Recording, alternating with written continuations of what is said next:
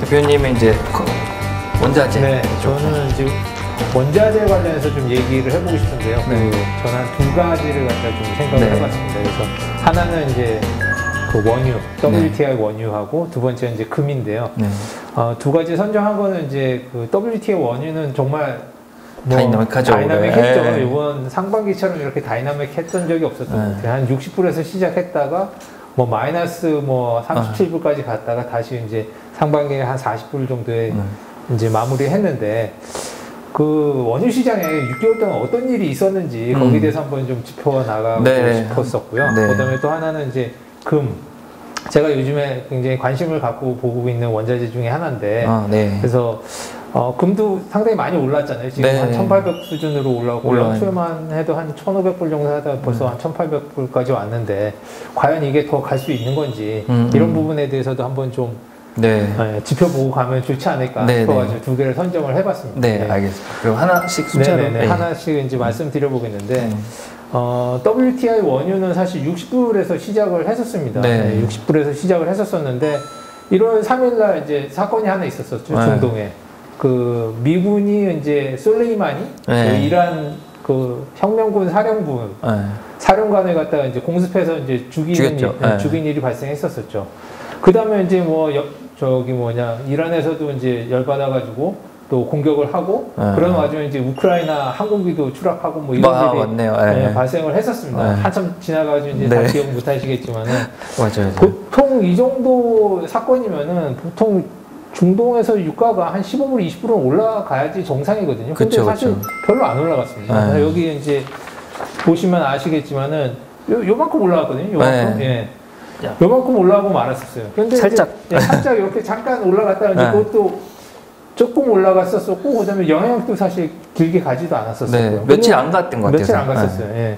그런데 사실 보면은 그 전에도 이런 일이 있었었거든요. 그러니까 작년 9월 달에 사우디에 그 드론 공격이 있었습니다. 그래가지고 그때 사우디에 이제 원유 생산 시설의 한 50%가 이제 그때 파괴가 됐다고. 그러니까 보통 이제 한 1생산이 이제 1,000만 배럴 정도 되는데 그 중에 한 반이 이제 그 파괴가 된 거죠. 드론 공격으로. 그런데 이제 그 정도만 돼도 이제 난리가 나고 이제 뭐 힘들었어요 그때.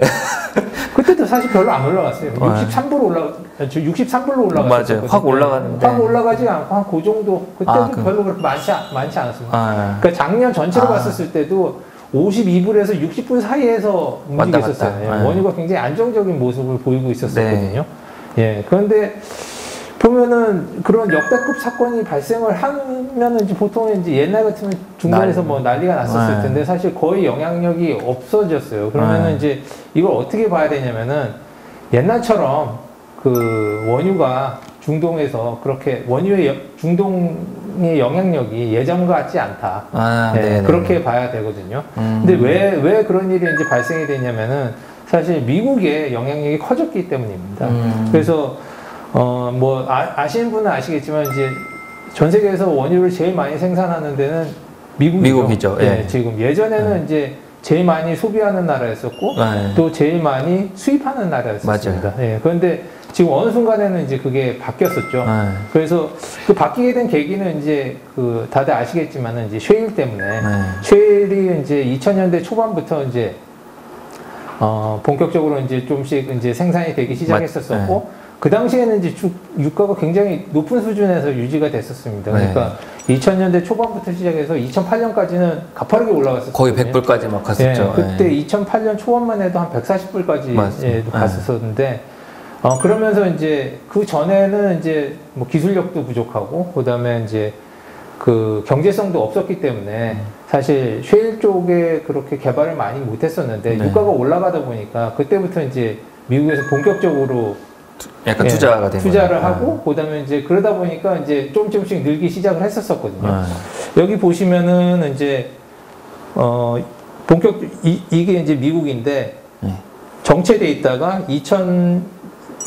12년 이때부터 이제 본격적으로 이제 생산량이 늘어나기 시작을 합니다. 이제 러시아하고 사우디 같은 경우에는 굉장히 정체되어 있는 반면에 미국 같은 경우는 굉장히 빨리 올라가거든요. 그래서 이제 사실 미국의 영향력이 커졌기 때문에 요즘에 이제 사실 미국에서 중동 별로 신경 안 쓰지 않습니까? 그렇죠. 예, 뭐 그냥 뭐 그러든가 말든가. 뭐 그러든지 말든지 뭐 그런 식으로 이제 하는 게 사실 이제 뭐 예전에는 중동이 미국한테 굉장히 중요했었던 게 그렇죠. 거기서 이제 원유를 수입을 해야 되니까 중요했었는데 예전 같지 않다. 그래서 이제 지금 뭐 거기서도 이제 군사도 빼고 뭐 사우디에서도 뭐 여차하면 그렇죠. 미국 뭐 빼겠다 뭐 이런 얘기도 나오는 게 예전만 많지 않기 때문에 이제 그런 거고. 그러니까 아버지 부시랑 비교하면 진짜 격세지감이죠. 아버지 부시 때는 뭐 그냥 엄청 강경 일변도 맞습니다. 예. 그랬었죠. 그래서 이제 뭐 지금 현재 뭐 미국이 1위고 그다음에 이제 러시아가 2위, 그다음에 중국이 이제 3위 뭐 이런 식으로 이제 생산을 하고 있고 그다음에 이제 그렇기 때문에 미국 영향이 커졌기 때문에 중동에서도 뭐 그런 일이 생겨도 굉장히 안정적인 모습을 했었었는데 조금씩 이제 그게 달라지기 시작하는 거죠. 이제 요때부터 이제 보면은 초에 올 초에 이제 중국에서 바이러스가 이제 우한 쪽에서 이제 바이러스가 이제 퍼지기 시작하고 그다음에 이제 이제 수요가 감소할 거라는 그런 예상이 이제 나오기 시작을 합니다. 그러면서 이제 중국이 이제 또 중요한 게 중국이 원유를 제일 많이 수입하는 나라지 않습니까? 그러니까 그런데 우한 쪽에서 이제 바이러스가 발생하면서 생산도 스탑이 되고 그다음에 이제 이동도 스탑이 되면서 그 소비가 굉장히 많이 줄었습니다. 전 세계적으로 봤었을 때 이제 일일 수요가 보면은 한 1억 배럴 정도 되거든요. 근데 이제 2000년에 들어와서 그 수요가 확 줄었습니다. 거의 이제 초창기 한 3월 달에는 거의 한 30%가 줄었다고 그랬었었는데 이제 2사분기를 보면은 한 17% 정도 줄었거든요. 그러니까 굉장히 많이 줄어든 거죠. 단기에 단기에 이제 굉장히 많이 줄었죠. 비행기가 안 날아가서 그러나요? 네? 비행기가 안 써서 그러나요? 비행기도 안 쓰고 뭐 차도 일단은 뭐 이동이 안 되는 거죠. 이제 원유가 제일 많이 쓰이는 게 이동 쪽에서 이제 쓰거든요. 그런데 이제 비행기 뭐 안 날아다니고, 그다음에 이제 뭐 생산도 안 하니까, 그렇죠. 그러니까 이제 수요가 굉장히 많이 줄어들었습니다. 후배가 정유사 다니는데 제발 비행기 기름 좀 누가 좀 쓰라고. 이게 담아놔야 되니까 힘든가 보더라고요. 엄청 손실이 그러니까 그걸로 인해 손실이 크더라고요. 생각보다. 기회비용 이런 게 있으니까. 그래서 이제 보시면은 이제 이때 이제 좀씩 감소를 하는데 뭐 결정적인 게 있었었죠. 그 다음에 이제 이때 확 빠지는데 이때가 이제 3월 초에 보면 오펙 플러스 회담이 있었습니다. 그때 뭐 다 기억하시다시피 이제 그 전까지만 해도 러시아하고 오펙 플러스하고 생산량 조절을 하고 있었었거든요. 근데 3월까지는 이제 돼 있었었고, 그 다음에 이제 3월 달에 한번 모여가지고 이제 앞으로 어떻게 할지를 갖다 정하려고 그랬는데 그때 이제 사우디에서 제안을 하게 되죠. 감산을 하자. 아무래도 수요가 좀 주니까 이걸 갖다가 이제 하려고 그러면 좀 서로 좀씩 해가지고 감산을 하자. 그래서 그때 제안했었던 게 150만 배럴을 갖다가 이제 줄이자고 제안을 했었었죠. 오펙에서 한 3분의 2, 그다음에 러시아가 한 3분의 1 정도 줄이면 어떻겠냐. 근데 러시아에서 이제 못 하겠다. 그리고 거부를 했죠. 저는 그렇게 못 하겠다. 하고 나가고 나서 사우디가 그 다음날 발표를 했었죠. 그래? 우리 감산이 아니고 우리 증산할게. 그때 우리는 앞으로 23% 증산할 거야. 그래가지고 그때 990만 배럴에서 4월부터는 뭐 1230만 배럴로 증산한다고 발표를 했었습니다. 그러니까 뭐 유가가 뭐 말도 안 되게 이제 빠지는 거죠. 뭐 보면은. 제발 주말에는 쉬지. 왜 그런 얘기를 주말에 월요일 날 저희 진짜 죽는 줄 알았어요. 아침에 출근했는데 저도 그냥 깜짝 놀랐었어요. 이제 고객들 손실도 어마어마하고 빈셀만이었잖아요. 그 당세자 욕을 엄청 했거든요. 주말엔 좀 집에 좀 있지 왜 굳이 나가갖고 입방정을 떠냐 막 그러면서 진짜 최악의 제가 그 10년 정도 일을 했었거든요. 처음 보고 그렇게 순간 출근을 했는데 어떻게 해야 되지 잠깐 고민했어요. 정말로 이렇게 움직여도 되나? 약간 깜짝 놀랐었죠. 진짜 깜짝 놀랐어요. 네. 근데 결과론적으로 저는 이제 자살 행위를 했다고 저는 생각을 하죠. 비델만이 스스로. 그렇죠. 그때 나왔던 얘기 중에 그런 얘기가 있었어요. 그러니까 재생에너지가 너무 많아져서 석유를 다 팔아서 팔 수가 없다. 맞아요. 그죠. 그런 얘기 있어서 그냥 한 번에 다 파서 팔 거다. 그렇게 생각할 수도 있겠네. 그래서 증산을 계속한다. 이미 자기네들은 묻힌 양을 정확히 아는데 지금 이제 태양열이랑 태양광이랑 대체가 늘어나는 양, 미국에서 증가시키는 양이랑 전 세계 증가량이랑 비교를 해보면 그 증가량이 어느 레벨에 넘어가면 더 이상 석유를 안 사도 되는 상황이 생긴다는 거죠. 그러니까 미리 파내자. 그렇죠. 그러니까 이렇게 돼 있으면 갑자기 얘는 이제 가치가 없는 애로 바뀌잖아요. 진짜 물 되는 거잖아요. 물보다 더 못하는 게 되는 거죠. 그러니까 그렇게 계산하면 얘가 올라오는 속도에 맞춰서 내 걸 다 파서 팔려면 나는 애들 못 파게 하고 비델만이 해외 선물을 했었어요. 이게 그렇게 한 번에 던지면 쇼쳐놓은 거 아닐까? 쇼쳐놓지 않을까요? 쇼쳐놨을까요? 아니 원래 생산자들은 보통 숏을 치긴 하죠. 그럴 수도 있겠네요. 그렇죠. 근데 원래 이렇게 정론적으로 그렇게 하면 시장이 망가져서 돈을 못 벌잖아요, 사실은. 그럴 수. 의심이 잠깐 돈이 필요해서. 김정은도 잠깐 돈이 필요해서 미사일도 한번 쏘고. 그렇죠. 근데 뭐 얘기가 좀 길어졌지만 저는 트럼프가 있었기 때문에 완전 실책이라고 생각해요. 트럼프는 이제 반 친환경이잖아요. 뭐 그냥 환경 오염해도 좋으니까 하는데 오히려 이렇게 해갖고 오히려 친환경 에너지가 저는 더 각광을 받는 게 원유로 부가가치가 안 생기니까 저는 그런 생각이 들더라고요. 원유로 부가가치가 안 생기니까 정유사들도 원유 때문에 손해보니까 차라리 친환경 에너지는 아직 부가가치가 높더라고요. 뭐 겸사겸사 뭐 유럽 그런 기후 이런 제도 때문에도 그렇지만 그래서 요즘 뭐 전기차 테슬라가 그래서 저는 더 간다라고 생각을 하거든요. 근데 약간 후회하는 건 그때 비슷한 생각을 했어요. 3월에 이게 나오면서 4월 갈 때 이런 친환경이 뜨겠다 생각을 하고 말았죠. 말지 말고 뭔가를 해야 되는데 이렇게 속으로만 생각을 했죠. 제가 또 파생만 담당하니까 선물로 원유는 조금 그렇겠네. 그러고서는 친환경 선물이 없잖아요, 사실은 선물로. 그래서 그러고 말았는데 좀 테슬라가 이렇게 확 하더라고요. 하여튼 저도 그때 원유 선물을 숏을 하긴 했었거든요. 그래서 53불에 숏을 했었었는데 한 40불 초반에 사실 그 어나인딩을 했었어요. 그 정도가 이제 좀 많이 갔다. 근데 뭐 그 다음에는 뭐 왕창 빠졌는데 그거 뭐 전혀 생각을 못했었고요.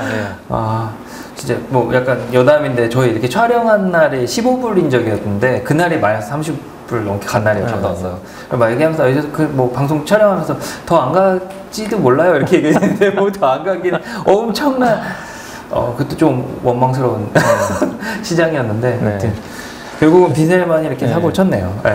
그래서 보면은 이제 그 원유 가격이 급락을 한 적이 이제 여러 번 있었었죠. 역사상 보면은 2000년대 들어와서도 한 2번 정도 있었었는데 보통 이제 그런 요인들 자체가 공급이 확 늘어나거나 아니면 수요가 확 줄어들거나 뭐 이런 때 그러지 않습니까? 그래서 여기도 보시면은 2008년도에 보면 140불에서 30불까지 확 빠졌었죠. 이건 이제 수요가 확 줄었을 때. 그다음에 이제 여기 2014년 이때는 이때도 이제 확 빠졌었죠. 사우디가 막 증산해서 사우디가 이제 치킨 게임 할 때 이제 쉐일 업체들을 갖다 죽이려고 그때 증산을 했었을 때 그때 이제 와장창 이제 빠졌었죠. 90불에서 한 26불까지 이제 빠졌을 거예요.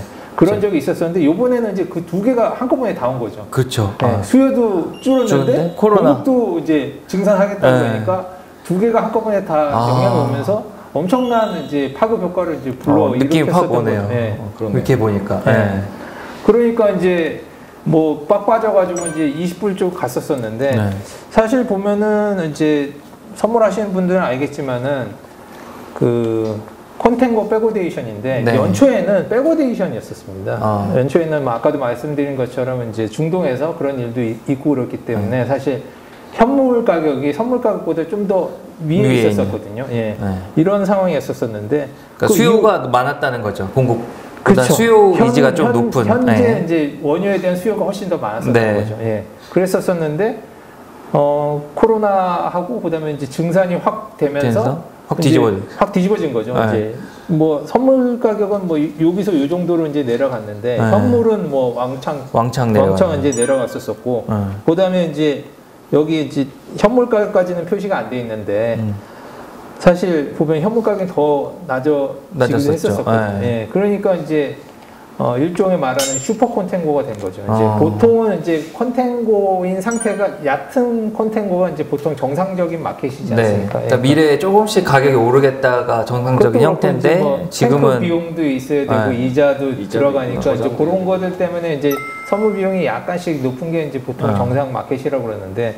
이번에는 이제 현물 가격이 워낙 떨어지다 보니까 굉장히 스티프하게 된 거죠. 네. 이제 그러면서 어떤 현상이 발생을 하게 됐냐면은 그러면은 창고를 확보를 할 수 있는 그러니까 저장 탱크를 확보할 수 있는 사람들은 이제 원유를 재워두기 시작하는 거죠. 왜 그러냐면은 미래 가격이 현물을 사고 선물을 숏을 치면 되니까요. 그러니까 그 저장하는 비용과 이자율을 갖다 감안해 봤을 때 선물 비용이 높다 그러면은 사면서 그냥 숏을 치는 겁니다. 예. 그러면 이제 그 차액만큼을 갖다 확보를 할 수가 있거든요. 그까지만 이제 갖고만 갈 수 있으면. 네. 그러니까 이제 이게 워낙 급하게 이제 올라가다 보니까 그걸 숏만 치면은 이제 다 그 차액만큼을 가져갈 수 있기 때문에 너도 나도 그냥 창고를 다 확보를 해가지고 거기다 이제 재워두기 시작을 한 거죠. 네. 그러니까 이제 창고가 이제 남아나는 게 이제 없는 상황이 이제 발생을 하게 됩니다. 그러니까 뭐 온 동네 이제 탱크들이 다 꽉꽉 차고 뭐 해상에 있는 유조선에도 다 꽉꽉 채워놓고 뭐 이런 이제 상황이 발생을 하게 되는 거거든요. 예. 그래서 더 가파르게 떨어지는 요인도 됐겠네요. 왜냐면 그렇죠. 예.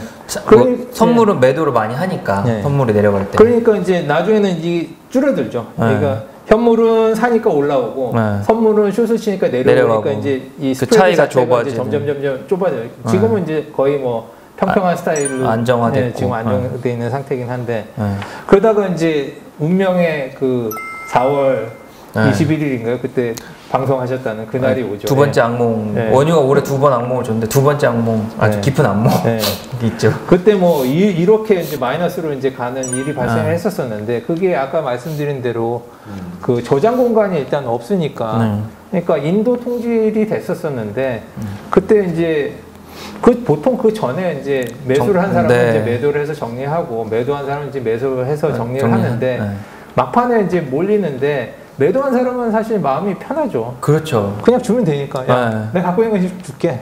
이러면 되는데 매수한 사람은 이제 받을 공간이 없지 않습니까? 그렇죠.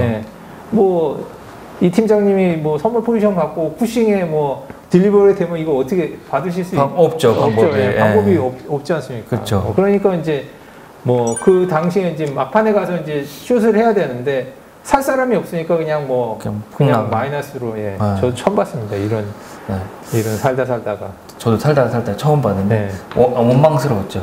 마이너스가 그걸로 사실 저희 회사는 사실은 그래도 잘 넘어갔거든요. 이제 뭐 특정 증권사는 엄청 손해를 많이 봤는데 저희는 다행히 뭐 이렇게 하늘이 도우사 이렇게밖에 표현할 수밖에 없어요. 잘 넘어갔고 또 고객분들이 저희한테 되게 협조적으로 하셔가지고 어쨌든 슬기롭게 넘어간 것 같아요. 근데 약간 그런 이제 투자자들의 심리가 더 자극된 것 같아요. 마이너스가 된다라는 개념 자체가 그래? 무한대잖아요. 약간 옵션처럼 돼버린 거죠. 밑으로는 무한으로 열리고 위로는 절대 못 가는 시장 상황이었기 때문에 가는 게 있을지도 몰랐었어요. 이때 당시에 국내 증권사들 ETN, 국가 ETN 하는 친구들이 뭘 샀나 하면 마이너스로 계속 가니까 회사 이제 사이즈가 크면 해지를 해야 되잖아요. 그래서 스트라이크 프라이스 제로인 옵션을 0에 팔 수 있는 옵션을 엄청 샀대요. 그래서 그 0짜리 스트라이크 옵션이 거래가 되냐 그랬더니 거래가 됐다 그러더라고요. 되게 많이. 그래서 몰랐어요. 그래서 행사 가격 0인 옵션을 팔고 사는구나. 그러니까, 완전 이해가 안 되는. 저도 이해가 안 되는. 개인적으로는 그냥 거래 안 했으면 더 좋았을 거예요. 브로커 입장에서는. 왜냐면 이제 통제불능이 돼버리니까 마이너스로 가면. 그리고 일하면서 제일 곤란한 게 시장 유동성이 쏠리는 거거든요, 항상. 저는 이제 뭐 고객 입장에서 많이 생각을 해보면 사실 제일 싫은 거는 그렇게 허망하게 고객이 돈을 잃는 거거든요. 그러니까 뭐 고객도 막 심정적으로 힘들어져요. 그러면 전화 오면 일단 기본적으로 좀 격양되어 있고 저희도 뭐 방법이 없잖아요. 그건 상황이 그렇게 되니까 제일 힘든 케이스거든요. 그게 대응하기가. 그럼 보통 어떻게 대응을 하시나요? 그냥 좀 잘 달래보고. 달래요? 네. 그 거래소 탓을 하죠. 그러니까 왜냐면은 그게 룰이니까 어쩔 수가 없다라고 얘기를 하는데 뭐 그러면은 그렇게 얘기하죠. 그건 나는 모르겠고 네가 가서 얘기해 거래소에. 아니 저도 모르겠고요. 막 그러면 이제 막 실강의가 되는데 저 올해 사실 그 동학개미 운동처럼 파해 선물 투자자 진짜 많이 늘었어요. 여러 가지 시장 변화 때문에. 근데 좀 안타까운 거 원유 때문에 좀 아웃된 분도 꽤 많아요. 그러니까 사실 원유가 이러지 않았으면 뭐 2번 연달아 그렇죠. 맞은 거예요. 왜냐면 3월에 한번 내려가지고 사람들 심리가 이제 바닥이 왔다. 그리고 좀 주식하던 마인드가 있어서 매도보다는 매수를 많이 했어요. 그래서 저희도 약간 쏠림이 있었거든요. 그래서 기대 심리에 맞춰 조금 올라왔었어요. 실제 시장도. 그랬다가 그 마이너스 가기 전날 한 10%인가 뺐거든요. 금요일날. 그러니까 더 이렇게 그 기대 심리에 충족한 거죠. 이 정도면 많이 왔어. 조금 이제 그 선물 특성상 흔들어서 한번 올라가 줄 때 됐어. 그랬는데 거기가 지하 1층이었던 거, 아니 지상 1층이었던 거죠. 지하로 몇 층이 있는데 쫙 내려가면서 그래서 엄청 손해를 많이 봤어요. 고객들이. 그 뭐 제로섬이나 누군가 벌었겠지만 하여튼 뭐 이렇게 좀 쏠림이 있어요. 그 개인들 특성이 평상시에는 그래도 이렇게 약간 반분이 되는데 그런 이벤트가 생기면 약간의 쏠림이 이렇게 가속화되는 그런 현상이 있거든요. 그러니까 빈셀만이 한번 할 때 그런 인식을 많이 준 거죠. 야 많이 왔다. 분명히 리포트에서 40에서 60 사이라고 그랬는데 이 정도면 해볼 만해. 그래가지고 뭐 말도 안 되는 가격에 매수가 많았었다가 뭐 매도도 많아졌다 그런 게 많아요. 그래서 마이너스 갔을 때 그 다음 달에는 원유 10불에 매도 막 있고 그랬거든요. 그러면 이제 막 안타까운 거죠. 이게 아닌데. 근데 이제 뭐 그게 코멘트 하기가 좀 어렵거든요. 투자 판단을 잘못하면 그르칠 수가 있으니까 이제 매일 보면서 아이고 이걸 어떡하나 차마 말을 못하고 그런 게 안타까웠죠. 하여튼 조금 제가 이 일 하면서 올해는 그거는 조금 많이 안 좋았어요. 리만 때도 이렇게까지 단기에 개인 고객들 싸대기를 이렇게 단기에 2번 때린 적은 없거든요. 리만 때도 약간 트렌드가 생겨갖고 이렇게 멈췄지 이렇게 쏠리기에는 안 만들었거든요. 이번에 제대로 막 그냥 원유가 2번 피눈물을 뽑았는데 선물 말고도 ETN으로 또 피눈물 또 뽑고 그쵸. 있죠. 그러니까 엄청 그래서 저 원유 상품 되게 좋아했는데 올해는 좀 실망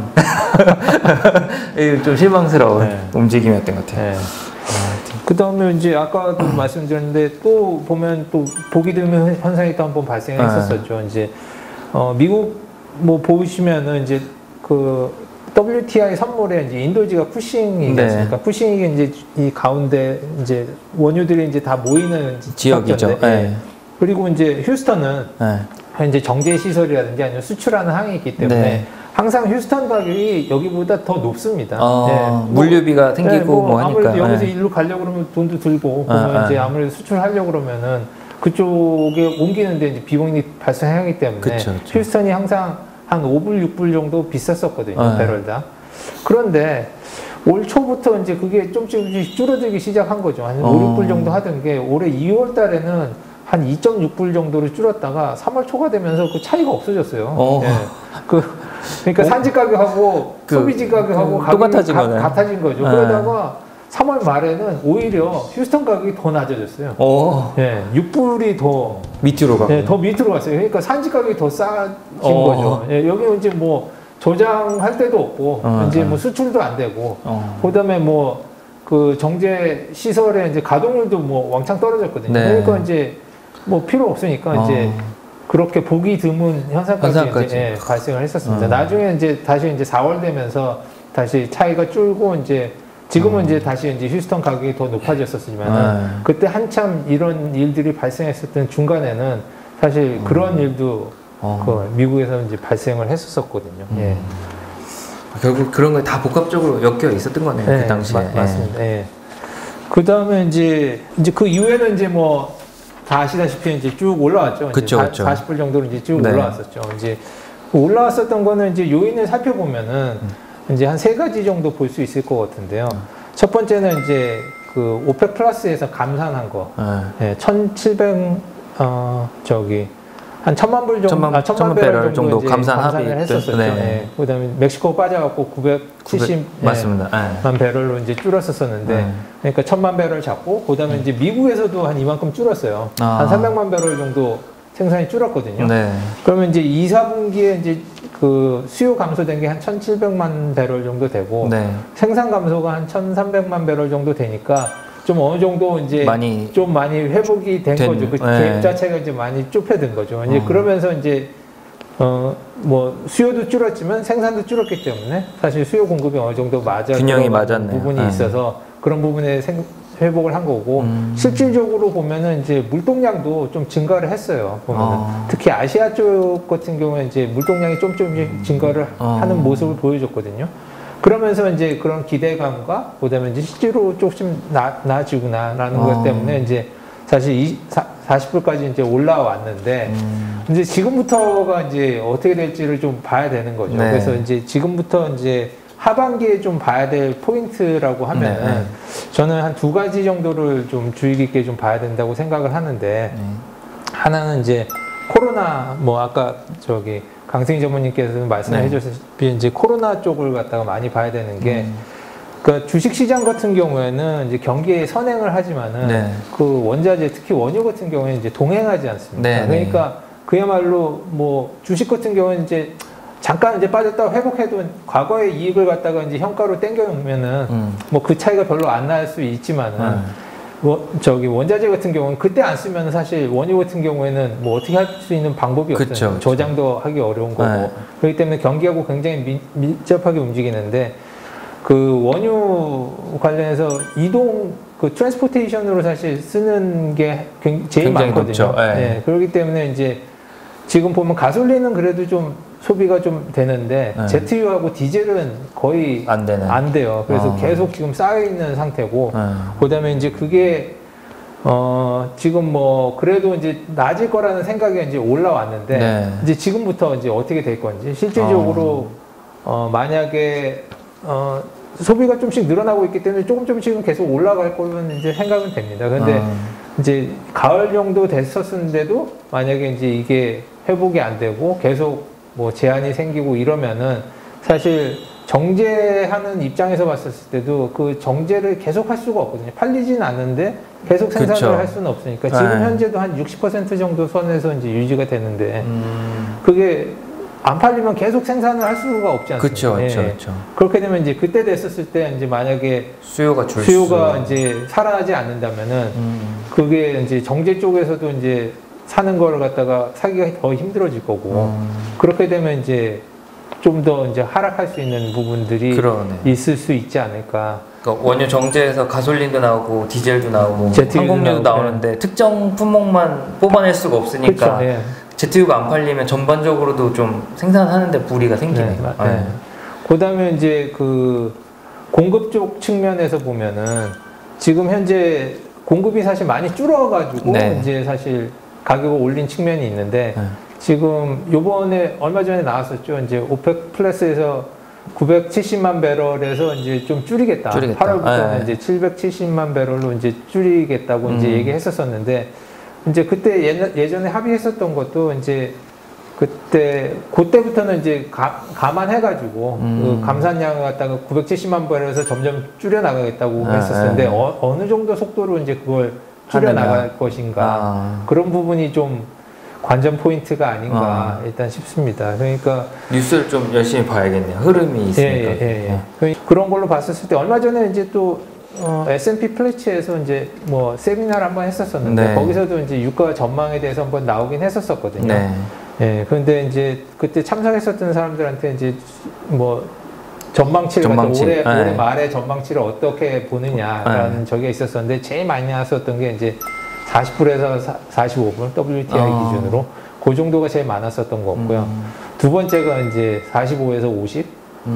가격이 올라가면은 사실 사우디나 그 러시아 같은 경우는 계속 생산을 해야 될 이유들이 있거든요. 그러니까 러시아 같은 경우에도 이제 전체 이제 예산의 50%를 갖다가 원유에서 이제 조달을 하는 거고, 그다음 사우디 같은 경우는 아람코 상장해가지고 이제 배당하려고 그러면 이제 현금이 있어야 되니까 사실 생산을 계속 줄여나가는 게 사실 부담스럽긴 어렵죠. 하거든요. 그러니까 이제 하반기에 있었을 때는 그게 이제 어떻게 될 것이냐. 코로나하고 그다음에 이제 감산을 갖다가 어느 정도 유지할 수 있을지 그런 부분이 관전 포인트가 아닌가 그렇게 생각을 합니다. 예. 그래서 이제 뭐 우리가 원유에 대해서 이제 상반기 이렇게 리뷰 한번 좀 정리해 주시고 하반기 이제 수요 공급 측면에서 특히 뭐 공급 관련해서는 오펙 위주 뭐 감산 어떻게 진행하는지 그다음 수요도 이제 2차 충격 뭐 앞에 주가 지수랑도 연결되지만 2차 충격 여부랑 수요 어떻게 진행되는지 항공이 좀 문제일 것 같긴 해요. 항공이. 네. 그래서 제가 보니까 여행을 못 가는 게 풀릴 것 같지 않더라고요. 네. 그렇죠. 네. 그 아는 지인이 중국인이죠, 국적이. 중국 들어가면은 3주 격리를 해야 된대요. 그러니까 바꿔 말하면은 특별한 일이 없으면 서로 오가기가 어려운 상황이니까 그 부분 좀 하반기 더 집중해서 한번 봐야 될 것 같고 그다음 이제 두 번째 상품 준비해 주신 게 이제 금 있죠. 네. 금은 좀 제가 좀 관심 있게 요즘에 보고 있는 상품 중에 하나인데요. 금이 보면 S&P하고 금하고 올해 상반기 봤었을 때 어떤 게 더 수익이 좋았을지. 좋았을 것 같으세요? 비슷하지 않아요? 움직임이 저도 좀 비슷했는데 움직임은 같이 빠졌다가 이제 올라오긴 했었는데 똑같이 V자였는데 이제 금은 사실 15% 올라갔고요. 연초 대비. S&P는 한 4% 마이너스거든요. 그러니까 1월부터 6월까지 이제 본다고 그러면은 그 이유는 이제 덜 빠졌기 때문에 사실 금이 이제 올라올 때는 좀 더 세게 올라왔고 그다음에 이제 뭐 S&P도 굉장히 빠르게 올라왔지만 이제 빠질 때 이제 덜 빠졌기 때문에 그런 점이 있었었고요. 그래서 제가 봤을 때는 이제 저 뭐 주식 시장도 굉장히 좋게 보고 있습니다만은 이제 금에 대해서 좀 관심을 좀 많이 좀 기울여야 되지 않을까 이렇게 생각을 합니다. 그래서 작년에 이제 CME에서 그 자료 나온 게 있었었는데 역사적으로 S&P하고 그다음에 금하고 어디가 수익이 더 좋았을까 비교를 했었었거든요. 이게 1928년부터 해가지고 2018년까지 이제 비교를 해본 차트인데 보면 뭐 엎치락뒤치락 하면서 이제 어떨 때는 금이 더 좋고 어떨 때는 뭐 S&P가 더 좋고 뭐 이런 식으로 이제 엎치락뒤치락 합니다. 최근에 들어와서는 이제 S&P가 좀 더 올라가긴 했었었는데 역사적으로 그 기간 동안을 살펴보면은 전체적으로 봤을 때 연 한 4.8% 정도가 이제 S&P가 더 아웃퍼폼 했었었고요. 근데 그 이유가 이제 배당이 한 3.8% 정도? 그러니까 배당을 제외를 하면은 거의 한 1% 정도 차이가 나는 거죠. 그런데 사실 최근 들어와서는 이제 배당이 많이 줄지 않았습니까? 가능성이 높아졌죠. 그렇죠. 실적이 안 좋을 가능성이 있으니까. 그러니까 이제 예전에는 그 배당만큼은 이제 훨씬 더 좋았었는데 이제 배당이 이제 줄어드니까 이제 S&P도 그렇지만 이제 금도 한번 좀 생각을 해볼 만하지 않나. 그러니까 제가 이제 선물사에서 이제 그걸 했었을 때가 2000년대 초반인데 그 당시에는 금 가격이 한 300불 정도 했었거든요. 옛날에는. 그때 맨날 뉴스 나오는 게 중앙은행에서 금을 판다 했었어요. 맨날 뉴스에 나오는 게 어느 중앙은행에서 금을 판다. 그 이유가 금을 갖고 있어봤자 수익은 안 생기고 비용만 들어가는데 국채를 갖고 있으면 이제 이자가 발생하지 않습니까? 그러니까 차라리 금을 팔고 미국 국채를 사자. 그래서 이제 그때는 이제 다 중앙은행에서 금을 팔고 그랬었거든요. 그러면 이제 미국 국채를 차라리 갖고 있는 게 이제 도움이 된다고 생각을 하니까. 근데 지금은 이제 뭐 주식은 이제 배당 줄고 이제 뭐 국채는 이제 뭐 이자도 거의 없고 그러니까 이제 뭐 사실 별 차이가 이제 없어진 거죠.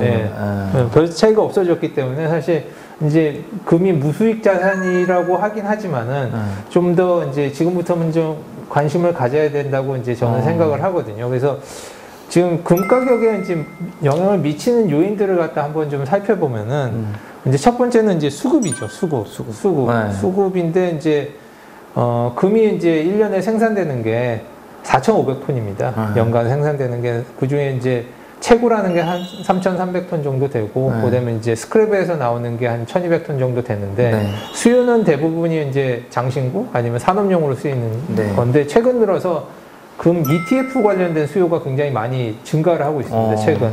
그러니까 이제 수급적인 면에서 봤었을 때 공급량은 사실 크게 늘리기가 쉽지는 않거든요. 그렇다고 하더라고요. 예, 그런데 이제 수요는 이제 그 ETF나 뭐 이런 요인도 있고, 뭐 얼마 전에도 뉴스에서도 보면 이제 골드바 같은 경우에도 뭐 코로나 때문에 이제 사실 만들어내는 게 이제 좀 어려운 부분들도 있고, 그럴 수도 있겠네요. 그런 부분이 있으니까 이제 수급적인 면에서도 일단은 가격 상승에 좀 요인이 있고요. 그 다음에 이제 두 번째로 봐야 될 게 US 달러가 어떻게 되느냐. 보면 이제 US 달러 표시로 이제 금이 거래가 되니까 사실 이제 달러가 약세가 되면 금이 강세로 가고, 그 다음에 이제 US 달러 강세면은 이제 골드가 약세로 가는데, 지금 현재 상황을 보면은 달러가 약세, 인덱스를 보면 이제 약세로 가고 있거든요. 가려고 지금 하고 있으니까, 그런 측면에서 봤었을 때도 금이 보면 한번 올라갈 찬스가 올라갈 그런 부분들이 있을 것 같고요. 그다음에 이제 인플레이션, 그러니까 가치 보존의 수단으로서 이제 금이 굉장히 많이 사용이 되고 있지 않습니까? 아까 이제 강승희 전무님도 이제 얘기를 해주셨지만, 이제 페드에서 엄청나게 이제 돈이 많이 풀렸죠. 아직 뭐 인플레이션까지는 뭐 아니다 하더라도 이게 점점 이제 누적이 되고 있는 상황이죠. 상황이기 때문에 이제 아직까지는 이제 그런 부분이 좀 덜 반영이 됐다고 이제 생각을 하고 있는 거죠. 그런 부분이 있고, 또 하나는 이제 그 차트에서도 보면 이제 같이 이렇게 올라갈 때도 있지만은 이렇게 주가하고 반대로 이제 이렇게 움직이는 경우들이 많이 발생을 하거든요. 그러니까 주식시장이 약할 때 이제 금이 좀 강세로 가고, 해지는 좋을 거예요. 그래서 이제 그런 부분들이 있기 때문에 이제 지금 현재 주식시장이 어느 정도 상황인지를 한번 좀 볼 필요가 있을 것 같은데, 주식시장이 이제 뭐 고평가냐 저평가냐 이제 보통 얘기를 할 때 보는 것 중에 하나가 이제 미국 GDP하고 이제 S&P 시가총액이 비교해봤을 때 지금 어느 쪽이 더 크냐. 그런 부분을 이제 감안해 보면은 지금 현재 S&P 500의 시가총액이 GDP보다 한 1.4배 정도 더 크거든요. 그러니까 이제 상당히 좀 어느 정도 고평가되어 있는 시장이라고 볼 수가 있고, 그다음에 그 정도 레벨로 갔었을 때가 이제 2000년 닷컴 버블 때가 그 정도 수준이었었거든요. 그러니까 이제 사실 보면은 이제 뭐 그렇다고 해서 지금 뭐 주식시장이 뭐 확 망가진다는 거는 아니고, 하지만은 이제 두 개가 보면은 어느 정도 그 해지성으로 이제 그런 부분들이 있기 때문에 주식시장 쪽에 하는 분들도 보면은 이제 해지용으로도 이제 금을 갖다가 좀 갖고 가는 게 좋지 않을까. 그렇게 저는 생각을 하고 있습니다. 그래서 뭐 보면은 아까도 이제 저기 보여주셨던 차트인데, 이게 돈이 이만큼 풀린 거거든요. 사실 보면은. 근데 이제 이때 금이 이제 여기서부터 2008년까지 이제 가파르게 올라가기 시작합니다. 그 다음에 이때가 이제 제일 많이 그때 돈이 많이 풀렸었던 거고요. 근데 이때하고 지금하고 비교를 해보면은, 여기서부터 2000년부터 2011년까지 이제 올라갈 때 보면은 금리는 6.25에서 0.125 정도로 이제 떨어졌었고, 그 다음에 이제 양적 완화하면서 돈이 많이 풀렸거든요. 그러니까 금리 수준이 사실 지금도 거의 비슷하다고 볼 수 있죠. 근데 돈은 더 많이 풀렸거든요. 그때보다 훨씬 더.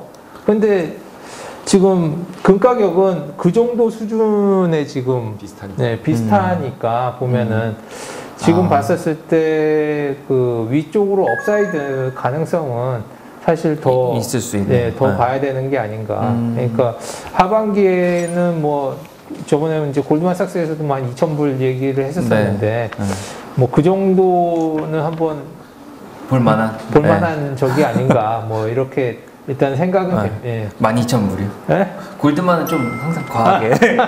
그 옛날 골드만 저 막내 때 원유 200불 간다고 할 때 그때 막내라 몰랐는데 지금 보면 매도 신호였을지도 모른다 했는데, 금은 저도 좀 올라갈 거라고 많이 저희 회사 리서치 담당도 그렇게 보네요. 2,000불 넘어가면 더 올라갈 수도 있지 않을까.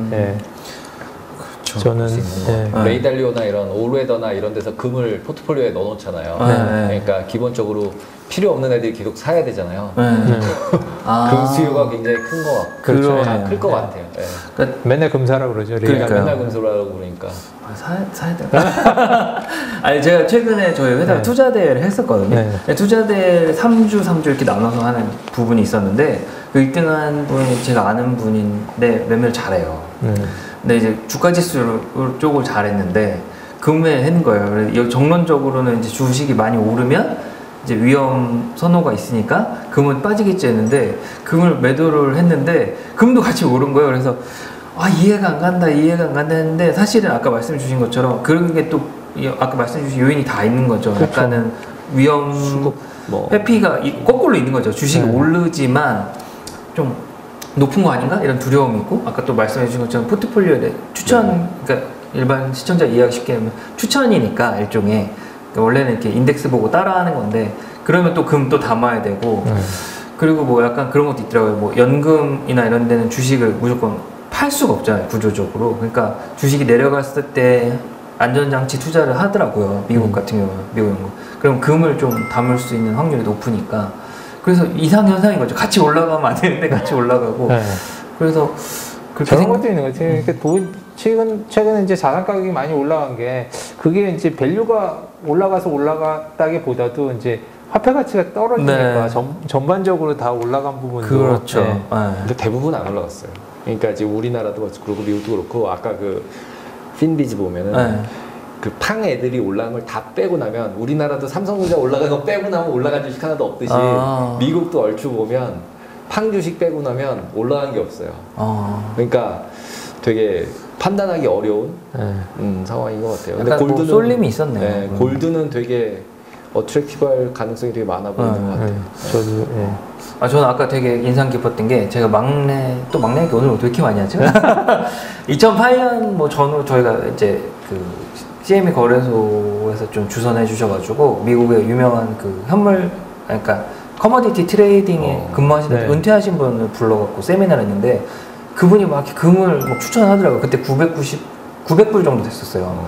그래서 이게 1000불 넘어서 올라간다. 본인의 내용을 막 얘기해 주셨는데 제가 그때 이 막내니까 일을 해야 되잖아요.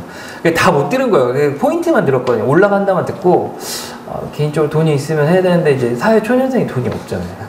그래서 보고 있는데 계속 오르는 거예요. 돈은 없는데. 근데 그때도 약간 그런 게 이제 그때 리만 사태도 있었고 이제 양적 완화하면 돈 풀린 거 이런 것도 다 반영된 건데 지금 돈 풀린 거를 말씀해 주셨을 때 비슷할 수 있다 이런 생각이 확 들더라고요. 그래서 지금 가격이 그때 1000불 부분이라서 어떻게 보면 또 조금 높다고 볼 수도 있지만 바꿔 말하면은 이제 시장 상황상은 조금 더 이렇게 움직임이 있을 수 있다. 그렇게 보이네요. 그 부분이 되게 새로웠어요. 하여튼 그래서 정리해 보면은 이제 금 시장에 대해서 좀 개괄적으로 설명해 주셨고 이제 하반기에 조금 이렇게 가능성이 좋게 좀 상방 가능성이 조금 있는 여러 가지 이제 주식시장과 비교라든지 아니면 달러 지금 좀 하방 흐름이 있다든지 이런 거 비교했을 때 상방 가능성이 조금 있으니까 뭐 그런 거에 대응하는 걸 좀 준비하면 좋겠다 이렇게 저는 좀 보이고요. 뭐 그렇다고 또 내려가지 않는 건 아니니까 왔다 갔다 하는데 그래도 이제 펀더멘탈 자체는 조금 우호적인 것 같아요. 올라가는 쪽. 그래서 저희 회사 리서치 담당자도 사실 저희 일전 이제 저희 촬영할 때 약간 비슷한 뉘앙스로 얘기했었거든요. 그래서 그런 부분 이제 투자하시는 분들 좀 참고하면 될 것 같고요. 오늘 이제 이렇게 두 분 긴 시간 이렇게 뭐 주가지수 뭐 그다음 원자재 쪽 이렇게 한번 이렇게 살펴봐 주셨는데. 두 분과 함께 하면서 좀 제가 몰랐던 좀 생각지 못했던 부분이 좀 많아가지고 과거 얘기를 제가 좀 많이 한 것 같아요. 그래서 방송 보시는 분들한테도 좀 도움이 됐으면 좋겠다는 생각하고요. 두 분 오늘 처음 저랑 이렇게 하시게 됐는데 소감 한 말씀. 소감? 간단히 어떠셨는지. 이렇게 스튜디오에 와서 이런 거 해보는 거 처음이어가지고 부담스러운데 워낙 뭐 팀장님이나 되게 이렇게 그냥 진짜 우리끼리 그냥 얘기하는 것처럼 해주셔서 되게 편하게 잘 재밌게 얘기한 것 같아요. 저도 뭐 처음이거든요. 이렇게 카메라 돌아가고 뭐 이런 거 처음인데 그래도 생각보다는 뭐 안 떨리고 그냥 얘기 잘 한 것 같아가지고 네. 하고 싶었던 얘기는 다 한 것 같습니다. 네. 저는 거꾸로 두 분이 처음이시라는 게 좀 느껴지지 않고 너무 자연스럽게 잘 하셔가지고 그래서 이렇게 아무래도 좀 시대가 저 개인적으로 이런 개인 미디어 시대로 이미 많이 왔다고 생각하거든요. 네. 그걸 어디서 알 수 있냐면 이런 이렇게 방송하는 BJ들 몸값이 한 2배 올랐어요. 금융적 개념을 봤을 때 2배보다는 더 많이 올랐어요. 그래서 지금 예를 들면 이 BJ 방송하는 친구들이 코스닥이다. 코스피가 일반 TV 연예인 그러면 몸값을 비교해보면 연예인급으로 많이 와 있어요. 그러니까 뭐 연예인 행사하면 뭐 보통 그냥 예시입니다. 뭐 1,000만 원 정도 주고 한다 하면 그 유명 방송하는 친구들 거의 1,000만 원 받아요. 돼요. 와. 그래서 저는 그런 확신이 있어서 이런 유튜브 활동도 하는 건데 팀장님도 이제 1,000만 원 아니요, 저는 이제 회사에 원래 또 회사에 유튜브가 인기가 없어요. 그래서 뭐 저는 아니고 다른 친구는 은퇴하면은 뭐 유튜버 되고 싶다고 생각을 하는 분들도 있더라고요. 그 두 분 오늘 이렇게 뭐 나름 이렇게 재밌게 한번 시간을 가졌고요. 다음에도 좀 제가 꼭 모셔야 되겠다 이런 생각이 듭니다. 오늘 이렇게 마무리를 하고 이제 시청하시는 분들 이제 추가로 궁금하거나 이제 뭐 뭔가 상담을 받고 싶거나 할 때는 저희가 늘 남겨두는 전화번호 연락을 주시면 될 것 같고요. 유튜브 구독자가 많이 늘었는데 조회수에 조금 못 미치는 것 같아요. 구독하시면서 꼭 저희 썰당 많이 시청해 주시기 바랍니다. 오늘 이 시간 이렇게 마무리하도록 하고요. 이렇게 인사드리도록 하겠습니다. 감사합니다. 감사합니다. 네.